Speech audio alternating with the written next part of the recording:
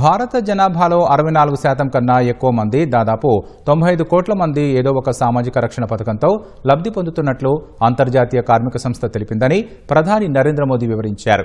2015లో సామాజిక రక్షణ ఫలాలు కేవలం 25 కోట్ల మందికి అందేవని గుర్తు చేశారు.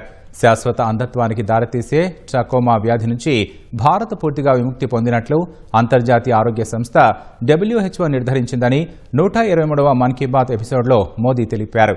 ఇటీవలి అంతర్జాతీయ యోగా డేను యావత్ ప్రపంచం జరుపుకుందని, అందరి జీవితాల్లో యోగా భాగమవుతోందని మోదీ హర్షం వ్యక్తం చేశారు. చాలా కాలం తర్వాత అమర్నాథ్ యాత్ర ప్రారంభమైందన్న మోదీ యాత్రికులందరికీ శుభాకాంక్షలు తెలిపారు. తెలంగాణ భద్రాచలం ప్రాంతంలో మహిళలు మిల్లెట్లతో బిస్కెట్లు తయారు చేస్తున్నారని, అవి లండన్కు కూడా ఎగుమతి అవుతున్నాయని చెప్పారు. వాళ్లే పర్యావరణ హితమైన గిరి శానిటరీ ప్యాడ్స్ను ఉత్పత్తి చేస్తున్నారని, 3 నెలల్లోనే 40,000 ప్యాడ్స్ను తయారు చేశారని మోదీ ప్రశంసించారు. దేశంలో ఎమర్జెన్సీకి 50 ఏళ్లు పూర్తవడాన్ని మన్ కీ బాత్లో ప్రస్తావించిన ప్రధాని ఎమర్జెన్సీపై పోరాడిన బాబు జగ్జీవన్ రామ్ వంటి వారిని మనం స్మరించుకోవాలని, అది రాజ్యాంగాన్ని కాపాడుకోవడానికి మనల్ని ప్రేరేపిస్తుందన్నారు.